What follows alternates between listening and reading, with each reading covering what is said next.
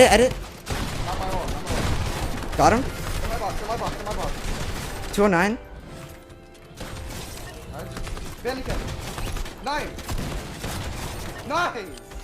ARKHRAM has never failed to impress me as one of the most consistent West placers in the top tier pro player group. He has been doing really well in the FNCS Duos tournament, but a question that always gets to my mind is how does he do it? What does he do in these competitive events that enables him to play so well and do better than the others? I think I found out a big part of it past basic fundamentals, and that's his deliberate low ground playstyle that he employs in these intense FNCS endgames. Let's get right into it. I decided I wanted to VOD review ARKHRAM'S games as he places really well, and when reviewing them I noticed a few things. ARKHRAM really loves playing ultimate low ground. At first I didn't understand this, because from what I originally understood from my fundamentals of Fortnite endgames, low ground is usually when you go when you're shambles or have no mats to tarp anymore, and try to frag out there to have more juice to continue in the endgame. Why would you decide to go low ground when you have healthy mats, healthy HP, and your teammate alive? I studied this playstyle for a few days and appreciated something really groundbreaking. It's way easier to frag out on low ground because people tend to drop to that layer when they have little mats. So that entire layer is full of easy kills. Low HP players, players with no mats, solo players, etc, etc. These kills, despite the kills themselves not having a ton of mats, lead to small impact frags that give you 150 to 250 mats per kill, but not only that, they give you kill points, which is of huge value in the FNCS tournament. So instead of getting that 7-point game from a top 5 placement with no kills, you're fragging out on low ground and potentially getting 10 to 15 points per endgame instead. This is the benefit of dropping down into the low ground instead of tarping mid. Alright, so let's talk about how you control low ground. I would highly recommend that firstly, transitioning to low ground from a mid ground layer should be done usually when you're either ahead of zone or on a dead side of zone. Trying to transition into low ground when you're all the way in the back of moving zone is very difficult because of the density of low ground in the back is really high. There's a ton of enemies there, there's a ton of chaos going on. You want to transition when you're in a safe area and not really when you're close to a bunch of enemies. Next, you need to be full tarping on low ground. Don't expect to make budget tunnels or even a single box and have the greatest control over low ground.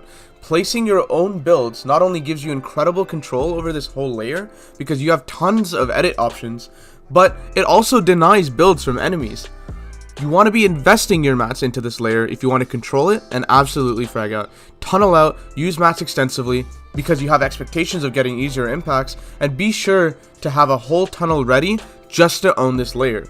Constantly be closing your back and covering it so that enemies don't sneak into your tunnel and catch you by surprise. Just think about box fights, guys. When you do 2v2 box fights, what do? You spam builds and you try to control the whole area so that you're denying your enemies edits, right? So when you're playing low ground, you need to think about it the same way. Try to invest mats onto that layer so that for that 10 or 20 second period of time, you have edits on absolutely everyone and you can rack up 3, 4, 5 kills right in that 30-second time frame. Also guys, when watching ARKHRAM play moving zones, I found that he was constantly looking for dead side of zone. Goes across the river. Okay. Remember, dead side is north side, so we could probably, let's see if we can rotate free. I think we can rotate free north right now. Pretty sure.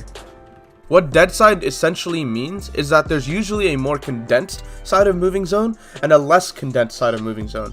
So if you play the dead side, aka the less condensed, you often run into less enemies and have easier time getting through. So how do you figure out the dead side of moving zone? Well, it really depends on the previous zone. For example, in first moving, you know that the previous zone was the half-half zone. And half-half zone has a side which is usually less condensed, which is the side that was covered in storm. Knowing this, you can figure out easily which side of moving zone will be the dead side. Sometimes, when launch padding as well, you can just visually see while in the air where the dead side of zone is, and you want to try to play towards that side to give yourself an advantage. Regular padded? North side is dead, north side is dead. You're landing high or No, low. Here's another example of a dead side of zone. If this first moving is pulling south, everyone's condensed on the right side, and then the next moving pulls here, where do you guys think the dead side of zone will be? Obviously, it would be on this side because everyone's going to take the shortest path towards zone. So then you can try to play the long rotation and get towards the side that has less builds and less enemies. And to close off this video, I have a couple of low ground tips and tricks that I highly recommend when employing this playstyle. Number 1, when on flat ground areas like Pleasant Park, understand that you're saving a ton of mats here by not having to place the floor, as you already have a ground surface to play on. This is an added benefit of playing low ground. Something to understand as well as tip number 2, try to avoid stair tunneling on low ground. The reason being is because you restrict your edit options when you stair tunnel, and the whole point of the low ground playstyle is to be looking for kills with the control you have over this layer. So avoid stair tunneling when you can, and look constantly for kills that you can take and harpoon the loot back in to keep replenishing your resources. You need to invest some to get back some. Furthermore, tip number 3, I want you guys to understand that if you have a fully built tunnel in low ground, try your absolute best from physically leaving it. As soon as you leave your tunnel, you're asking everyone to focus you. You want to be going for these impacts while inside your tunnels, and then using tools like harpoons to reel these resources back in. This will ensure your safety when going for this aggressive playstyle. Lastly, tip number 4, try your best to play on one side of zone and avoiding the center. This way, you'll rarely get pinched from all different directions. When watching ARKHRAM play, I found that he prefers the far right side of zone more often than not.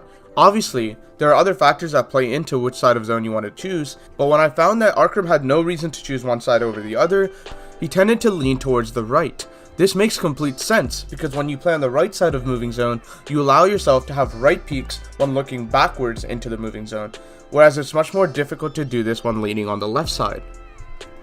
Just to ensure that you guys don't misunderstand as well, this video is not intended to encourage you guys to play low ground all the time. There's times in games where you get an impact in half-half and it puts you with 2 launch pads and full mats for each duo player. At this point, you have all the resources to survive the whole game. I highly recommend you play with discretion here, because you really don't need impacts, so risking your life for them in this case makes less sense. Overall, guys, I want you guys to try this playstyle out in scrims, in endgames, and try to see how it works for you. What can you do to make it better? And watch these ARKHRAM VODs yourself so you can learn more about this playstyle. With all that being said, I hope you guys learned something today, and I hope this video was of some value to you. Leave a comment below if you guys learned something new, and whether you agree with this playstyle, and if this is the reason why ARKHRAM plays super well. That's it for now, and I'll see you guys in the next.